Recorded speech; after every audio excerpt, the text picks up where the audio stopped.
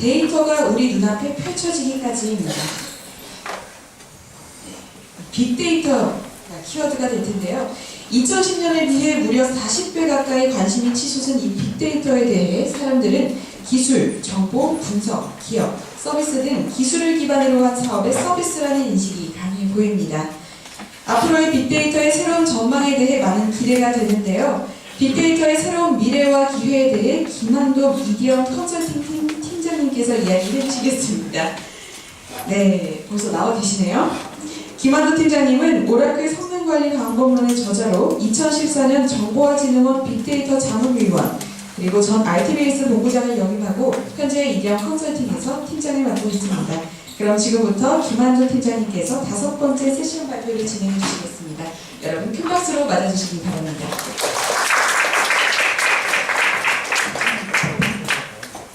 고민을 듣고 보니 대단하십니다. 사실 이디엄이 여기서 소개를 하고 발표를 하는 게 사실 저희는 비주얼라이제이션 강연에 있어서 사실 좀 약간 이기종이에요. 이유가 뭐냐면 명확하게 구분하셔야 될 것이 비주얼라이제이션에서 하시는 분들은 데이터가 분명히 필요해요. 그렇다고 하지만 데이터보다는 비주얼라이제이션에 조금 포커싱이 맞춰져 있어요. 하지만 저희 같은 회사는 비주얼라이제이션은 있습니다. 있긴 있는데 그게 주가 아니에요. 저희는 데이터를 수집하고 그 다음에 이걸 분석하기 쉽게 해주는 솔루션을 만드는 회사예요. 그래서 좀 차이가 있다는 걸 말씀드리고 싶습니다. 저희가 뭐 비주얼라이제이션 뭐 있다 하지만 제가 뭐 옷 입는다고 다 모델은 아니고 그림 그린다고 다 화가는 아니니까 그냥 그렇게 인정해 주시면 될 것 같고요. 근데 분위기가 되게 좋아요. 저희 엔터프라이즈 쪽에서만 계속 있었는데 일단 성별 다르고 열감이 다르고 분위기 다르고 웃음소리 다르고 좋습니다. 강사분도 다르고 네. 시작하겠습니다. 사실 고민이 많았어요. 저희가 비주얼라이제이션에서 얘기할 수 있는 게 무엇이 있을까 사례를 좀 많이 말씀해 달라고 하셨는데 저희는 엔터프라이즈란 말이에요. 근데 엔터프라이즈는 돈을 받고 일을 하면 NDA라는 걸 써요. 뭐냐면은 우리가 너희의 일을, 우리가 그 사람들의 일을 해주는데 우리의 정보를 밖에 가서 얘기하지 말아라 라는 그런 서명을 합니다. 그래서 사례를 말씀드리고 싶고, 왜냐면 저희도 좋거든요. 저희가 제일 많이 처리하는 데이터가 하루에 15테라 정도 처리를 해요. 솔로 서버 6대 가지고. 그런 거를 말씀드리고 싶은데, 그거 얘기했다가 흘러 들어가면 저희 되거든요.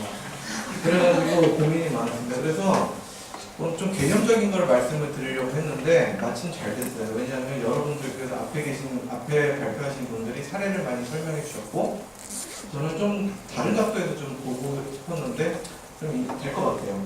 시작하겠습니다. 데이터가 우리 눈앞에 펼쳐지기까지가 주제예요. 근데 이런 얘기를 하면은 뭐 뻔하게 이런 얘기가 나올 거라고 사실 사람들이 상상을 합니다.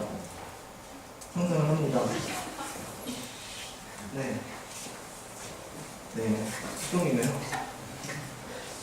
뭐 수직, 가공, 분석, 시각화기 맞아요. 답인데 맞아요. 제가 했어요?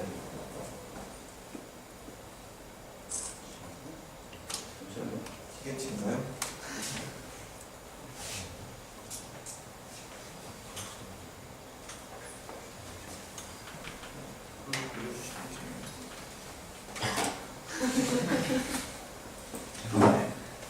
이게 바로 나와야 재밌는 건데, 네.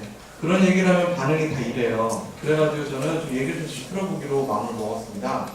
사실 빅데이터 프로젝트를 하다 보면 이게 음식 만드는 거랑 좀 비슷하다는 생각이 들었어요. 그래서 저는 이게 데이터가 우리 눈앞에 펼쳐지기까지를 음식이 우리 식탁 앞에 펼쳐지기까지로 얘기해보면 어떨까 이런 생각을 해봤습니다. 일단 음식을 만들려면 제일 먼저 식재료가 필요하게 되죠. 그 다음에 가공기주죠. 그리고 레시피를 가지고 요리를 만든다. 그런데 이게 가만 보면은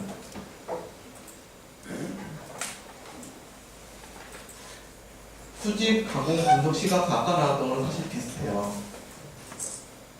그러니까 시각화된 데이터는 뭐 먹음직한 요리로 비교될 수 있다는 거죠. 좋은 데이터를 획득해서 손질을 해서 패턴, 시나리오, 룰, 그 다음에 명품 시각화 하면은 좋은 시각화가 나올 것이다 라고 생각을 합니다. 그런데 여기서 좀 데이터 레시피라는 얘기를 좀 한번 해보고 싶었어요. 왜냐하면 많은 분들이 이렇게 생각을 해요. 빅데이터를 하려면 따로 있다. 빅데이터에 대한 데이터는 따로 있다라고 생각을 하세요. 하지만 어떤 요리도 재료가 음식을 규정하는 경우는 그렇게 많지는 않아요. 뭐 이렇게 뭐 거위, 강 뭐 이런 거 빼고는 별로 없는데 사실 아까도 그 말씀하셨듯이 내가 뭘 그릴 거냐를 먼저 생각하셔야지 데이터가 있으면 될 거다라고 생각하면 안 된다는 거죠. 그래서 데이터 레시피라는 게 가장 중요하다라는 말씀을 오늘 드리고 싶습니다. 그래서 데이터 인사이트를 주는 거는 데이터 자체가 아니라 이 데이터 레시피예요. 이제 시각화 얘기를 좀 잠깐 해볼게요.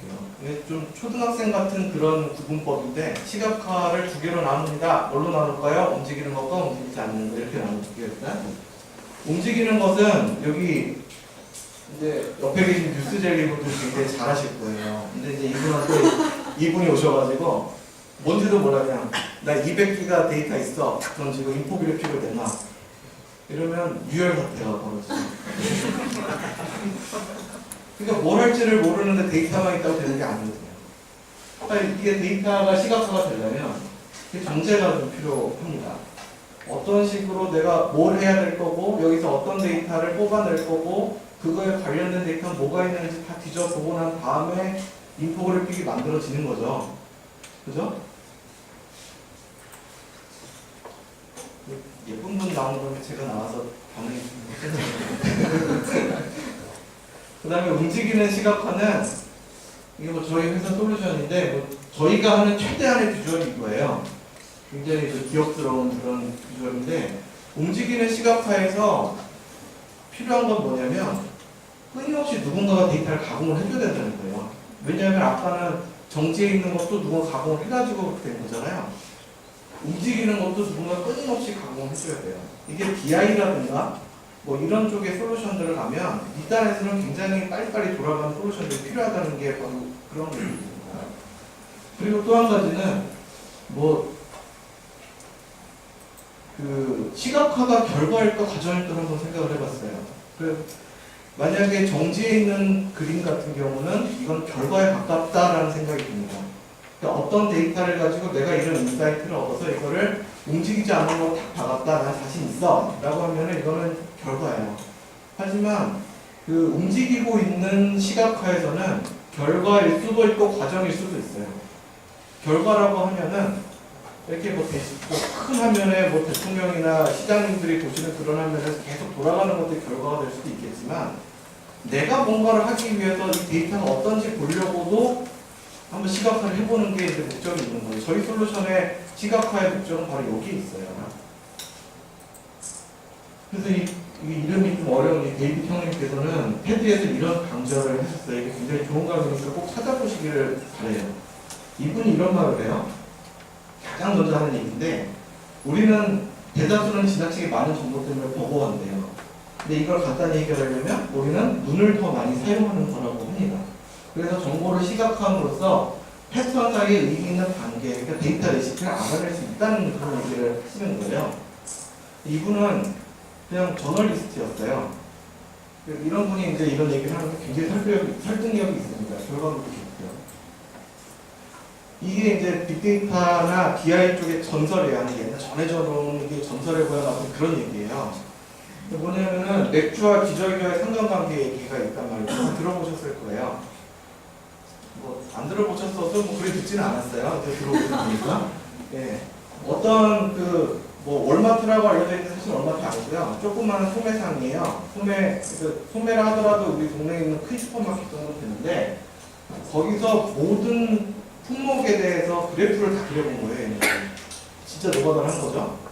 그런데 이상하게도 기저귀랑 맥주가 30, 40대의 경우는 이게 금요일하고 토요일날 이런 관계가 생긴 거예요. 이게 뭐냐 해서 파봤더니 애가 있으면 못 나가 놀잖아요.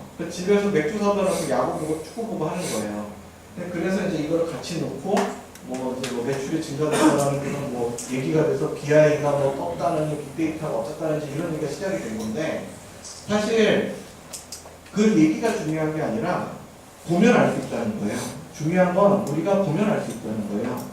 그게 바로 시각화의 힘이고요. 아까 3시간, 4시간 동안 말씀하셨던 그 얘기가 바로 여기에 있는 겁니다. 그래서 눈을 더 많이 사용하게 하면 우리가 데이터와의 관계를 보다 더 쉽게 할 수 있다는 거죠. 보통 빅데이터 같은 경우는 인과관계를 알아내지 않아요. 상관관계를 알아내는 말이 어렵죠. 상관관계를 알아내는, 포착하는 게 바로 이제 빅데이터의 그 효과라고 할 수 있어요. 이거 보면은 아이스크림이 많이 팔리면 뭐 범죄율이 높다 이런 이제 상관관계가 이제 있다고 칩시다. 그럼 뭐 도둑들이 아이스크림 먹고 힘내서 뭐 수출하고 하는 거 아니잖아요. 날씨가 더우면 많이 팔리고 날씨가 더우면 집을 많이 비우니까 도둑들이 기승을 뭐 부린다라는 뭐 이렇게라도 해석할 수 있는 건데 어쨌거나 이런 거 다 떠나서 아이스크림과 그 아이스크림 판매 기업 그 범죄율 증가율은 관계가 있다는 걸 알아내는 거예요. 그래서 가장 이제 기본적으로 빅데이터에서 하는 게 바로 이제 이런 상관관계를 찾아내는 거예요. 우리가 그 추천 검색 있잖아요. 추천 검색도 이런 방식입니다. 나랑 비슷하게 구매한 사람들의 패턴을 분석해서 이 다른 사람들의 패턴하고 비슷한 녀석을 찾아가지고 내가 그 사람 것 중에 안 산 거 이런 걸 이렇게 추천해 주는 게 추천 엔진이거든요. 이쪽에 보면 디시전 트리라고 있는데 그게 뭐냐면 이런 상관관계 분석을 엔드에서 계속 반복하는 거예요. 상관관계라는 걸 그럴 수 있어요. 근데 상관관계를 찾는 것 자체가 되게 기계적인 작업이기 때문에 사실 그런 것들은 기계를 사용하시는 게 더 맞다고 저는 보여져요. 그래서 이런 얘기를 했고요. 사실 오늘 사장님도 같이 오시기로 해가지고 이런 걸 좀 억지로 너무 능치는 좋습니다. 결국에 안 오셨어요. 그래서 요즘 이제 뜨는 얘기가 뭐 빅데이터 고급 분석 기술이라고 하는 단어들이 간간히 보입니다. 뭐냐면 비즈니스상 뭐 요인들 간의 상관관계와 의미 있는 데이터 패턴을 식별하고 예측하는 그런 기술들이 이제 막 부상이 되는 거예요.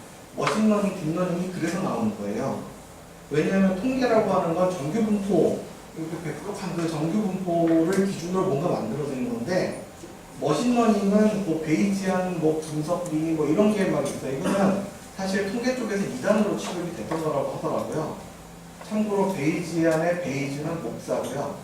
이 사람은 이런 얘기를 하는 거예요. 탁자에 공이 하나 있는데 이 공에 내가 눈을 가리고 이 공의 위치를 알려면 계속 공을 던져가지고 그 사이의 거리를 계속 나한테 얘기해주면 내가 그 공 첫 번째 공 위치를 맞출 수 있다라는 걸 수학적으로 풀어낸 목사님의 페이지예요. 네. 뭐 기억 안 하셔도 돼요.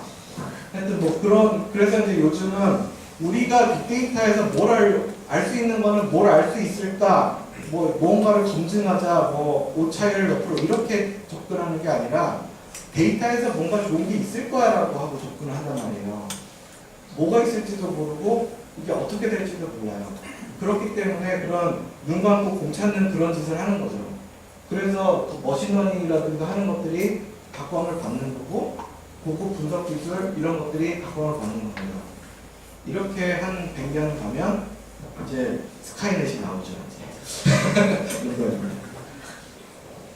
그리고 참고로 저희는 저희 쪽에 저희가 다루는 데이터는 머신 데이터가 많아요.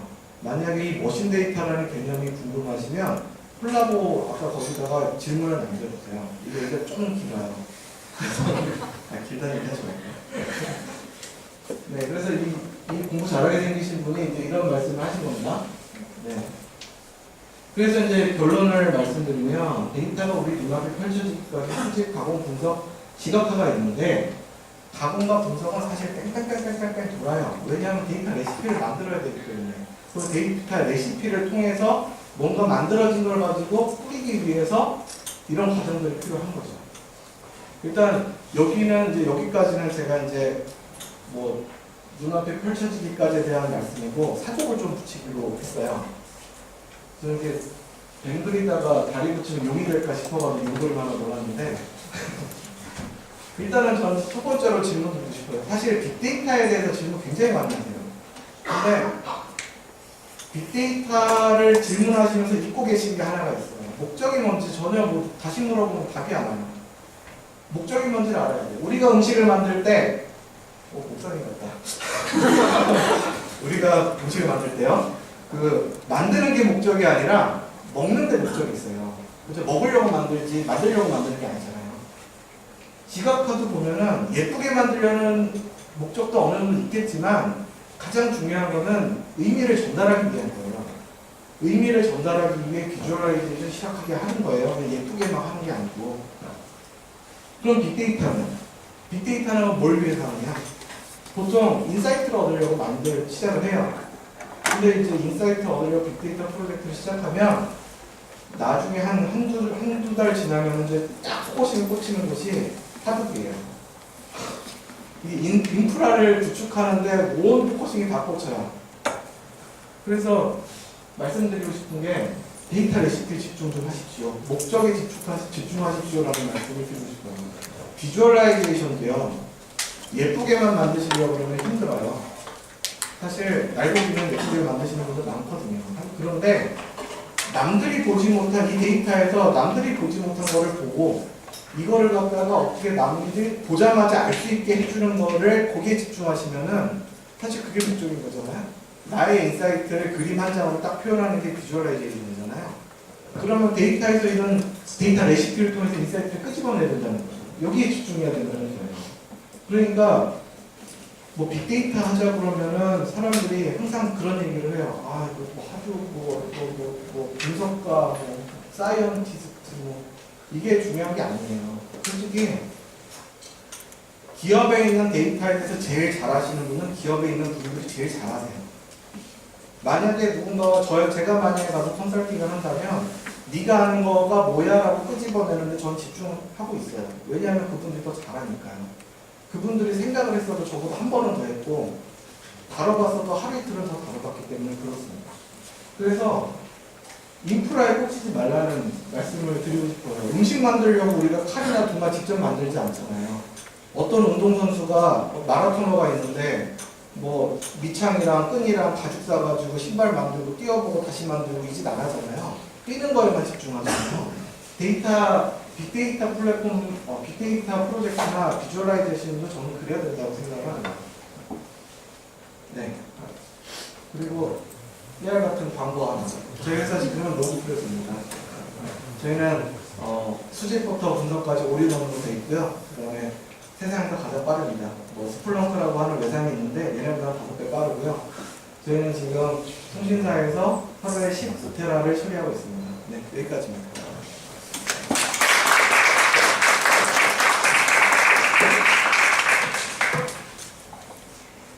네, 이번 세션에서 질문이 굉장히 많을 것 같은데요. 바로 현장 질문 먼저 받겠습니다. 질문 있으신 분, 데이터 레시피가 무엇인지 잘 안 얻는다는 질문입니다. 다시 한번 좀 간단하게 설명 부탁드립니다. 네, 그럴 수밖에 없습니다. 제가 며칠 만에 만든 단어라고 하는데요. 이게 작업하다 보니까 그럴듯하더라고요. 그래서 올렸는데 레시피라는 게 그렇잖아요. 우리가 있는 재료를 가지고 뭘 만드는지 규정되어 있는 게 레시피잖아요. 이 레시피라는 거는 어떤 특정 SQL 같은 허리 문장일 수도 있고 하나의 종이에다가 이렇게 메모한 것일 수도 있어요. 하지만 그 자체가 인사이트예요. 그러니까 이를테면 이런 예를 하나 들어볼게요. 요전에 읽은 책에서 들어봤는데 게임 회사에서 가장 VIP 고객 200명을 뽑아라 라고 얘기를 해요. 그러면 어떻게 뽑겠어요? 여기 그 책의 저자는 자기가 딥러닝을 하셨던 분이라 머신러닝을 해가지고 막 했더니 그걸 보시고 개성을 딱 때리면서 야, 돈 제일 많이 쓴 순서들을 엑셀로 소팅해 라고 해서 끝냈대요. 그러니까 이런 거예요. 그러니까 우리가 뭔가를 알려고 했다. 이런 거죠. 아까처럼 우리 해지, 어떤 사람이 앞으로 해지를 할 것인가에 대해서 알기 위해서 뭔가 레시피를 꾸민다라고 생각을 했을 때 찾아보는 거예요. 봤더니 관계가 있는 걸 찾아냈다. 이러면 데이터로 검증이 되는 거잖아요.